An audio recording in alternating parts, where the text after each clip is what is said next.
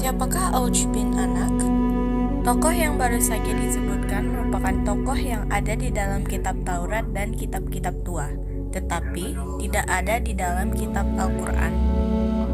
Walaupun tidak disebutkan dalam kitab Al-Quran, Auj bin Anak atau Auj bin Onak dikatakan cucu Adam alaihissalam dari putrinya Anak, sebagaimana disebutkan oleh Abdul Malik Al-Asami dalam bukunya Samad Al-Najm Al-Awali. Anak atau Onak adalah putri dari Nabi Adam alaihissalam. Dia sama buruknya dengan saudara laki-lakinya, pembunuh pertama dalam Islam. Korupsi yang dilakukan Anak atau Onak adalah perzinaan, di mana setan mendekatinya dan menggodanya untuk pergi ke saudara laki-lakinya dan anaknya. Jadi dia benar-benar pergi dan dia berzina dengan semua orang yang memintanya. Anak menjadi perzina pertama di bumi hingga dia hamil tanpa tahu dari siapa. Selain berzina, dia juga mempraktikkan sihir dan bahaya. Dia melahirkan seorang anak laki-laki yang diberi nama Auj yang dirujuk ke ibunya. Onak membesarkan putranya Auj sampai dia muda. Auj adalah raksasa yang berkeliaran di pegunungan dan mendatangkan malapetaka di bumi, seperti ibunya. Hawa yang sudah muak berdoa kepada Tuhan untuk membebaskan manusia dari kejahatannya. Dan Tuhan menjawab doa Hawa dan mengirim singa seukuran gajah untuk memangsanya, agar manusia bisa dibebaskan. Onak pergi meninggalkan putranya. Anak laki-laki tersebut tumbuh besar sampai seseorang mengatakan bahwa panjangnya 3000 hasta dan lebarnya 333 hasta. Cerita Auj bin Anak bersambung dalam perjanjian Nuh. Ketika banjir yang terkenal terjadi dan Tuhan menghancurkan semua orang yang tidak percaya padanya, dan Auj bukanlah orang yang beriman sejak awal, meskipun dia dibesarkan di rumah Adam. Selama banjir, Nuh membawa kapalnya yang diperintahkan Tuhan. Maka Auj mendatangi Nuh untuk meminta dibawa bersamanya. Tetapi Nuh menolak karena dia termasuk orang kafir. Namun, menurut suatu cerita, Auj tidak tenggelam, melainkan air hanya mencapai lututnya.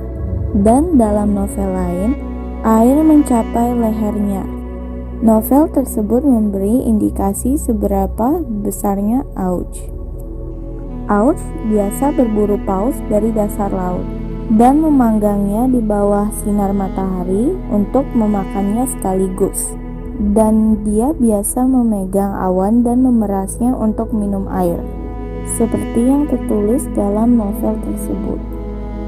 Auj terus kafir dan melawan para nabi, sampai dia mencapai zaman Musa. Dan novel tersebut memberitahu kita bahwa Auj berada di era Musa. Beberapa novel mengangkat kisah Auj bin Anak, menghubungkannya dengan 12 kapten secara langsung, sehingga novel mengatakan bahwa Musa keluar dari Mesir bersama orang-orang yang mengikutinya membagi Bani Israel menjadi 12 suku. Lalu ia memilih seorang pria dari setiap suku untuk mengirim mereka menjelajahi tanah baru. Dan kemudian Tuhan memerintahkan Musa untuk mengantar anak-anak Israel ke Jeriko, negara Jabarin yang terletak di tanah suci. Dan sesungguhnya Musa menempuh jalan yang telah ditetapkan Tuhan untuknya, hingga mereka menjadi dekat dengan tujuan mereka. Musa mengirim 12 kapten untuk mencari Jabarin tersebut. 12 kapten pergi untuk menjelajahi tanah dan mengenal tanah baru. Saat dalam perjalanan, salah satu Jabarin menemukan mereka. Siapakah dia? Ya, Auj bin Anak, yang saat itu tinggal bersama istrinya di daerah antara Sinai dan Palestina, dan mereka jatuh ke penangkarannya. Ketika para kapten jatuh ke tangan Auj, dia mengikat mereka masing-masing ke sebatang kayu besar dan membawa mereka pulang untuk menunjukkan kepada wanitanya. Orang-orang yang mencoba melawan dia hampir menginjak mereka dengan kakinya. Tetapi wanita tersebut menyarankan agar dia membebaskan mereka, sehingga mereka memberitahu orang-orang mereka apa yang mereka saksikan di tanah Jababira. 12 kapten kembali ke Musa setelah mereka setuju untuk tidak memberitahu Bani Israel apa yang telah mereka saksikan di negeri itu, agar mereka tidak takut dan menahan diri untuk tidak memasuki tanah Jabarin, dan hanya memberitahu Musa dan saudaranya Harun. Tetapi 10 dari mereka mengingkari janji dan hanya 2 yang memenuhinya. Adapun putra-putra Israel, ketika mereka diberitahu apa yang menanti mereka di tanah Jabarin, mereka menolak untuk pergi dan berperang dengan mereka. Dan mereka memberitahu Musa kalimat terkenal mereka, "Pergilah kamu dan Tuhanmu dan berperang, kami di sini duduk." Musa hanya bisa berdoa melawan mereka sampai Tuhan memerintahkan mereka selama 40 tahun untuk hilang, dan melarang mereka memasuki tanah suci sampai hukuman bertahun-tahun selesai. Setelah 40 tahun, Musa kembali untuk melaksanakan janji Tuhan. Dia berkemah dengan pasukannya di depan kota Jabarin, di mana Auj bin Anak muncul kembali. Novel tersebut mengatakan bahwa Auj melihat dan menghitung jumlah tentara Musa dan luas camp. Ketika dia mendapatkan apa yang ingin dia ketahui, dia mencabut bagian dari gunung yang ada di sebelahnya. Itu adalah ukuran camp dan tujuannya adalah untuk melemparkan batu besar kepada Musa dan tentara-tentaranya. Tetapi kali ini Tuhan sedang berjaga-jaga, di mana Novel mengatakan bahwa Tuhan mengirim seekor burung yang mengambil batu tersebut hingga tertusuk jatuh dan mengunci leher Auj. Kemudian Musa memperhatikan raksasa tersebut dan mengambil tongkatnya, yang menurut Novel panjangnya 10 lengan dan melompat ke udara diperkirakan 10 lengan. Musa lalu memukul Auj yang terperangkap di lututnya dan berlutut dengan keras. Kisah yang terdengar sangat aneh, tetapi itulah yang ditulis dalam berbagai buku. Tapi marilah kita beralih ke perbedaan pendapat dalam kisah ini. Apakah itu benar-benar terjadi dan apakah karakter ini nyata? Setelah mendengarkan kisah Auj bin Anak dari teman-teman, mungkin terlintas dalam pikiran Anda bahwa itu adalah mitos atau bahkan disebutkan dalam buku-buku, karena tidak masuk akal untuk dikonfirmasi penafsir Islam. Tetapi saya akan menyampaikan beberapa fakta. Namun sebelumnya, izinkan saya berbagi dengan Anda tentang penyebutan karakter ini di agama lain. Auj bin Anak adalah Raja Basan di dalam Injil, baik itu dalam kitab lama atau bahkan kitab yang baru seperti kitab Ulangan, Mazmur, Yezkiel, Yesaya, dan lain-lain.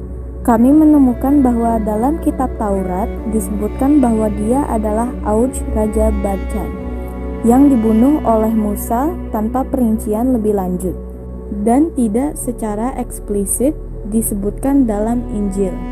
Namun kisahnya diambil dari apa yang disebutkan dalam Taurat sebagai wadah ungkapan dan hikmah. Detail dalam ceritanya berasal dari para penafsir Muslim, dan tentu saja setiap penerjemahan menambahkan apa yang bisa dia jangkau. Tapi anehnya, nama-nama terkenal dan terpercaya merinci kisah ini dalam buku mereka. Kisah Auj bin Anak bisa kita temukan dalam kitab-kitab Ibnu Asakir, Al-Asbahani, Al-Karmani, Al-Talabi, dan lain-lain. Dan yang juga mengejutkan, para penafsir ini menyampaikan cerita dari nama-nama yang dapat dipercaya. Misalnya, kita menemukan bahwa Al-Qartabi dan Al-Talabi mengutip kisah dari Ibnu Omar dan Al-Karmani dari Ibnu Abbas. Adapun Ibnu Al-Munzir menyatakan bahwa dia adalah sisa dari suku Ad yang menjelaskan panjang dan ukurannya yang besar. Al-Tabrani dalam bukunya The Great Dictionary menyebutkan kisah Auj sebagaimana yang dilakukan Al-Qartabi dan Al-Tabari dalam tafsir mereka. Al-Bagawi juga menyebutkan kisah tersebut dalam tafsirnya dan menyebutkan alasan bertahan hidup adalah alasan yang sama dengan yang ditulis Al-Qartabi dalam bukunya, di mana Al-Bagawi menyatakan ketika Nuh ingin membuat kapal, dia membutuhkan kayu jati untuk membangun kapal, tetapi dia tidak mampu membawanya. Jadi Tuhan mengungkapkan kepadanya untuk meminta bantuan Auj. Dan memang dia melakukannya dan Auj menjawab. Jadi keselamatannya dari tenggelam adalah hadiah atas kebaikannya dengan Nuh. Adapun kisah pembunuhan Musa alaihissalam diriwayatkan oleh sebagian besar ahli tafsir dengan cara yang sama. Di sisi lain, muncul pendapat yang sama sekali menolak cerita ini, yang oleh sebagian besar orang dianggap sebagai imajinasi dan fitnah belaka.